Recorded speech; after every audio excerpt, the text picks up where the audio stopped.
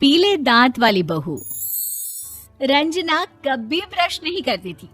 उसे कितनी बार उसके माँ बाप ने डांटा, लेकिन उसका कोई असर उस पर होता ही नहीं था, जिस कारण से उसके दांत पीले पीले हो जाते हैं। शादी के बाद। अरे बहू, वैसे तो तुझ में कोई कमी नहीं है, पर तेरे दांत इतने पीले कैसे हैं बेटा?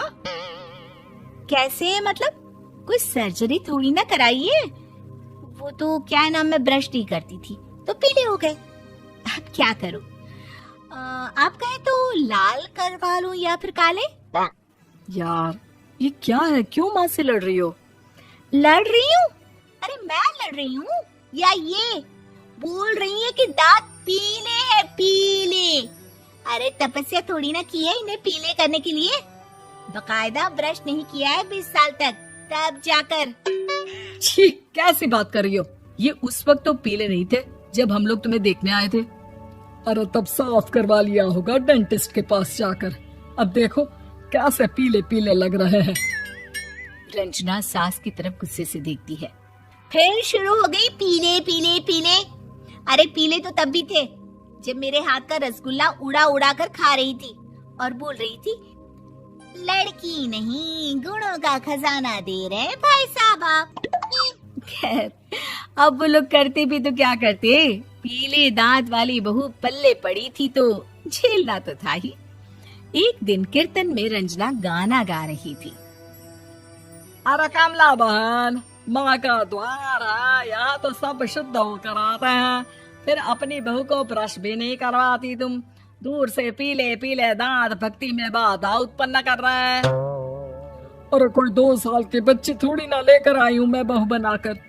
अच्छी खासी लड़की है, अरे कैसे करवाऊं ब्रश? ये तो उसे खुद करना चाहिए ना। अब माँ बाप तो इसके जैसे तैसे निपटा दिए, ये नहीं सोचा कि सास कैसे संभालेगी। सास बहू को लेकर घर आ जाती है, लेकिन सोच लेती है कि अब इसे लेकर कहीं नहीं जाएगी। अगले रोज बहू कहती है, अरे क्या हो गया, मंदिर नहीं जाना क्या? कीर्तन का वक्त हो रहा है। मेरी मधुर वाणी से कान्हा जी जागते हैं और सोते हैं। आप तो जानती है ना उनकी भक्ति में कितना मन लगता है मेरा। वो क्या है ना, तबीयत ठीक नहीं लग रही है मेरी, आराम करूंगी मैं। तबीयत ठीक नहीं लग रही? अभी तो मिथुन के गाने पर नाच रही थी आप, और अब बोल रही है कि तबीयत ठीक नहीं लग रही। अरे भक्ति में मन लगा लो सासू माँ, ऊपर जाना है, क्या मुंह दिखाओगी आप? हाँ? सास को बहू की बात पर गुस्सा आ जाता है।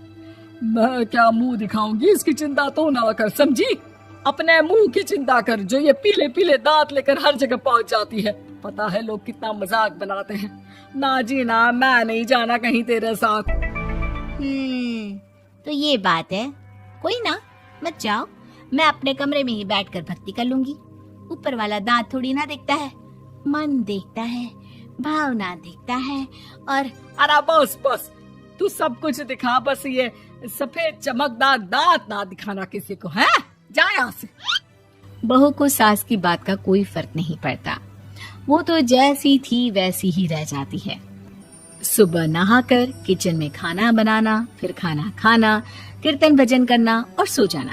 एक दिन, माँ जी मैं सहेली के घर जा रही हूँ, शाम को लेट आऊंगी। हाँ, तो जाना, मैंने कौन सा तेरी आरती करनी है घर पर बैठकर। रंजना सहेली के घर जाती है, जहाँ वो पार्टी में जाने की तैयारी कर रही होती है। अरे शिखा, कहाँ जाने की तैयारी कर रही है? मैं गलत वक्त पर आ गई क्या? अरे नहीं यार, उल्टा सही वक्त पर आई है। मैंने ये साड़ी और ज्वेलरी निकाली है यार, शाम को इनके ऑफिस की एक पार्टी में जाना है। बताना कैसा लग रहा है ये सब? नहीं यार, इस ड्रेस के साथ तो वो वाली ज्वेलरी अच्छी लगेगी। हाँ, सही बोल रही है, मैंने ध्यान ही नहीं दिया। वैसे तो हमेशा से मस्त फैशन सेंस रखती है। तो बड़ा जाती होगी ना पति के साथ पार्टी में। रंजना कुछ नहीं बोलती, बस सोचती है कि यार काश ये बात सही हो जाती, पर मैं क्यों नहीं जाती पार्टी में? क्या इन लोगों की कोई पार्टी होती नहीं होगी? रंजना घर आती है और रात में पति से सवाल करती है, एक बात बताइए, आप मुझे किसी पार्टी में क्यों नहीं ले जाते? क्या आपके यहाँ ऑफिस में पार्टी नहीं होती? पति बेचारा क्या कहता कि दांत पीले हैं तुम्हारे इसलिए। अरे कोई पार्टी होती नहीं हम लोगों के ऑफिस में, तो कहाँ से लेकर जाऊं? और मार्केट, मॉल, कहीं वीकेंड घूमना, कहीं तो। अरे यार सारे हफ्ते में एक छुट्टी मिलती है, तो सोचता हूँ कि आराम ही कर लूं। क्यों? रंजना मन मार के रह जाती है। पहले कभी सास के साथ मंदिर जाया करती थी, लेकिन वो भी सास ने ले जाना बंद कर दिया। घर बैठी बैठी रंजना बोर हो जाती है। तभी उसे आइडिया आता है और वो मायके जाने का सोचती है। सासू माँ, 2 दिनों के लिए मम्मी के घर जा रही हूँ। अच्छा अच्छा ठीक है, आराम से जा। और हाँ, माँ से कुछ अच्छी आदत सीख कर आना कि कैसे शरीर के हर भाग की तरह दांतों की सफाई भी जरूरी होती है, समझी? शुरू हो गई ना आप। वो लोग आपकी तरह नहीं है कि छोटी छोटी बात का बतंगड़ बना दे। उन लोगों के लिए मैं मायने रखती हूँ, ना कि मेरे पीले पीले दांत। रंजना माँ को बिना बताए उन लोगों को सरप्राइज देती है, लेकिन जैसे ही वो दरवाजे पर पहुंचती है, अंदर देखती है कि घर वाले कहीं जा रहे होते हैं। अब माँ, काश रंजना दीदी के दांतों वाली प्रॉब्लम नहीं होती, तो वो भी हम लोगों के साथ चलती ना बुआ जी की बेटी की शादी में।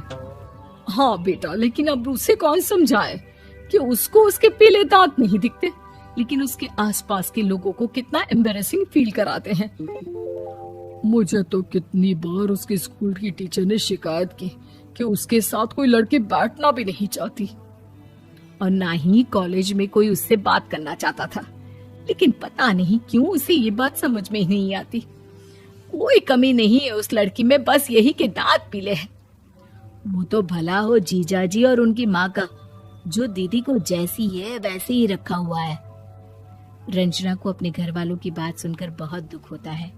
वो सोचती है कि वो क्या करे, लेकिन फिर वो सीधा डेंटिस्ट के पास जाती है, अपने दांत चमकाती है और कसम खाती है कि वो रोज ब्रश करेगी। अरे क्या हो गया? तुम तो 2 दिनों के लिए गई थी ना, पर कोई ना, अच्छा है, चलो आ गई तो। रंजना सास के सामने आकर खड़ी हो जाती है और पूरी स्माइल करती है, उसके चमकदार दांतों को दिखाती हुई। हैं? चले मंदिर? माँ, मुझे माफ कर दीजिए, मैंने आप लोगों को बहुत एम्बैरेसिंग फील करवाया। मैं आज से रोज ब्रश करूंगी।